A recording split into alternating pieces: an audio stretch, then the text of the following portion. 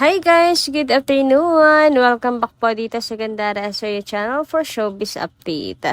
Ang tatalakayin nga po natin ngayong hapong ito ay patungkol po mga kakimpaw dito sa bali-balitang pagsundo ni Paolo Avellino kay Kim sa party po mga kakimpaw kahapon.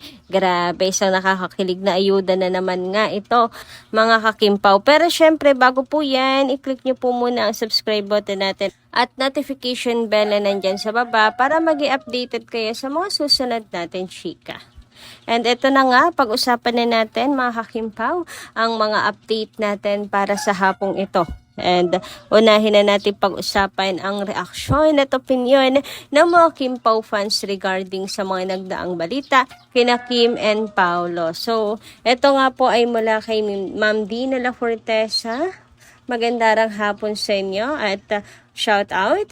Gandara, may sapak sa utak ang nagsabi na dapat ipakulong ang nagpo-promote ng sugal.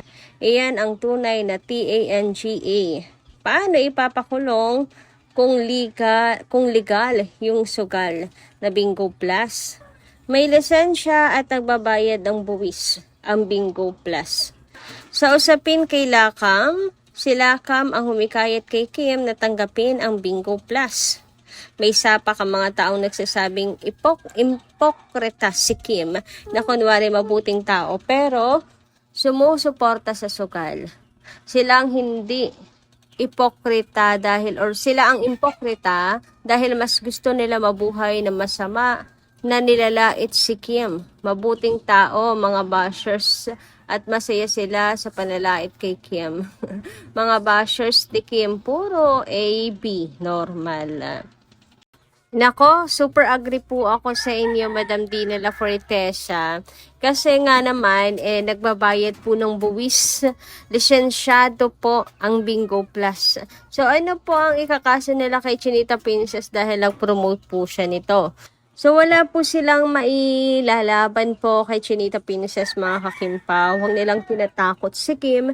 And grabe sila maka-impokrita, no? Sila pala tong wala namang alam, mga kakimpaw. And sa kayong katotohanan na si Kim lang talaga yung tinatarget nila, halatang basher lang po sila ni Kim. Kasi sobrang dami mga kakimpaw na nag-i-endorse nito mga ka-KP. Hindi lang po si Kim, pero si Kim lang yung tinatarget nila na nagpapakalat po sila ng hate. Bakit si Vice hindi nila matira? Bakit si Bamboo hindi nila matira mga kakimpaw? Bakit si Kim lang? Ang dami doon. Si Julian, why? Bakit?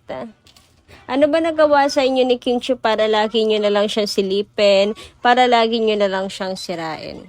Na-insecure sa ganda ni Kim Chiu? Kasi bagay, hindi ko kayo masisisi kasi sobrang ganda talaga ni Kim. Mai-insecure ka talaga. Kung nga nai-insecure grabe ba naman ang kagandahan ni Kim Chiu? Super. Mahihiya ka talaga mapapatingin ka sa salamin. Bakit? Bakit si Kim lang yung biniyayaan ng ganong ganda? Bakit ako hindi? Anyway, dumako naman tayo sa next topic natin para sa hapong ito mga kakimpaw. At ayan, talakayin nga natin ang tungkol nga po dito kay Paolo Avellino. Nalaman ngayon ng social media dahil sa sobrang humble nga ni Paolo ay dinadaan-daanan na lamang siya na hindi po namamalayan mga kakimpaw.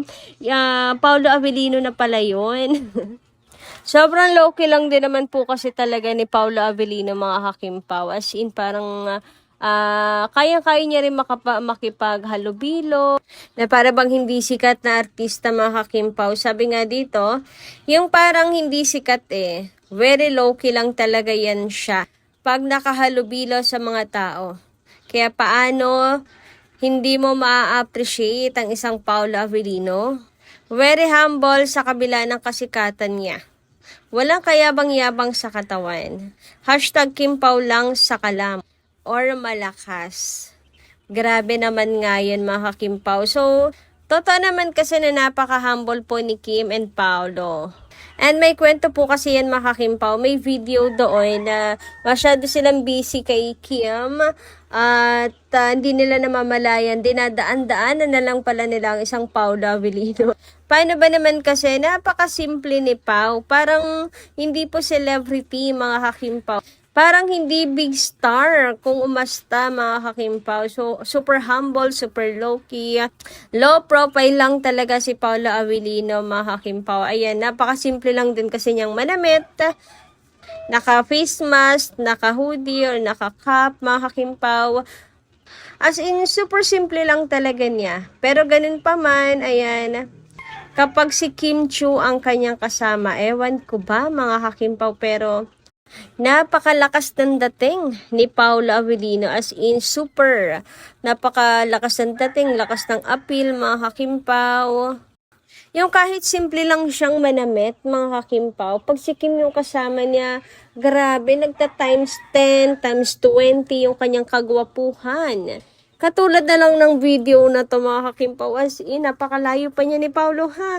Pero grabe, ang pogi, diba? Tignan nyo, super blooming niya kapag kasama niya si Kim. Alam niyo yung talagang, in love. Yung sinasabi nga ni, na naglalighten si Paolo Avellino kapag nakikita niya si Kim. Or kapag kasama niya si Kim. And eto yun, the glow mga kakimpaw, as in super 1,000 times ang pogi ni Paolo Avellino. Lakas ng appeal talaga kahit naka plain shirt lang siya. Ewan ko kung ako lang, pero talagang nagmumultiply ang kagwapuhan ni Pao pagkasama si Kim.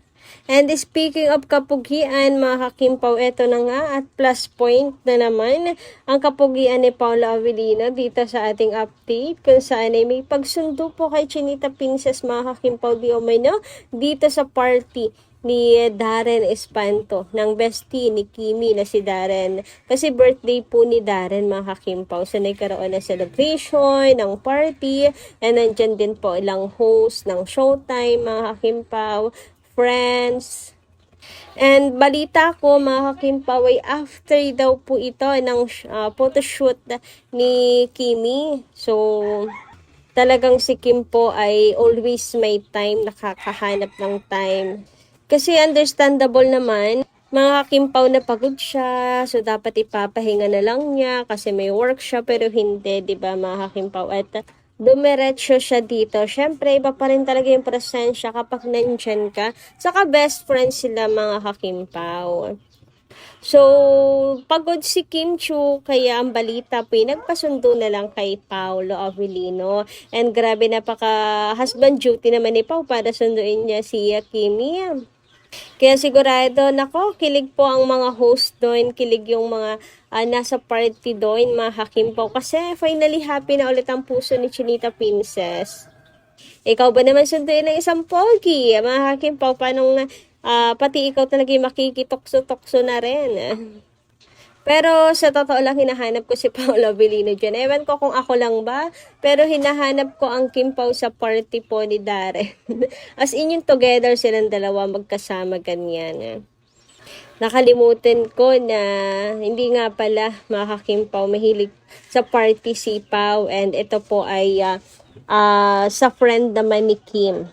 Siguro next time mga kakimpaw kapag may boss na may celebration, ganyan, or sa circle of friends nilang dalawa ni Pao, ganyan, or sa family ng isa't isa. Ay, bongga.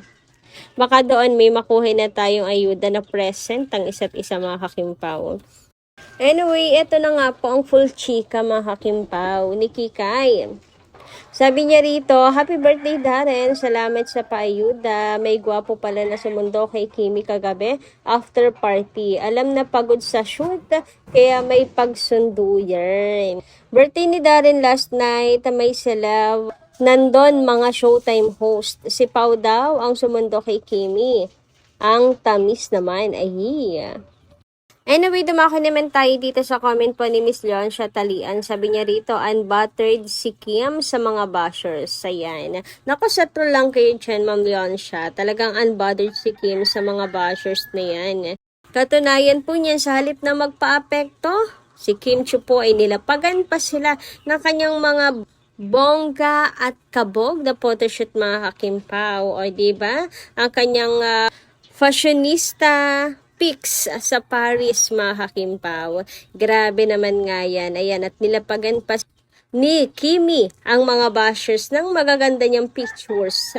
So, bahala kayo dyan magningaw. Basta si Kimi, napaka-unbothered queen and pretty face, mga kakimpaw. Basta siya, maganda. Kayo, bahala kayo dyan magka-wrinkles. Anyway, dumako naman tayo sa comment ni Miss Norma Dayag. Sabi niya, good PM, gandara. Sino ba yan, Jency? Na singer. Mas di namin kilala siya. Nagmamalaki na. Di niya kilala ang Kim Pao. Hi, ako gandara. Wala pa siya sa kasikatan ng KP. Akala mo kung sino na siya. Ni wala pa ngang pangalan. Sa limelight ay pag nagmamayabang na siya. Baka may sakit na siya na makalimutin gandara. Kung malaman namin kung sino ka, hindi ka namin tatangkilikin. Who you? Braggart Gen si singer. God bless KP. Grabe ang taray ni Miss Norma Dayan. Patol na patol doon sa bata eh. Anyway, hanggang dito lang muna ating update. Thank you so much guys sa inyong pakikinigan. Kita kasi pumuli sa mga susunod natin chika. Maraming salamat at ingat po palagi.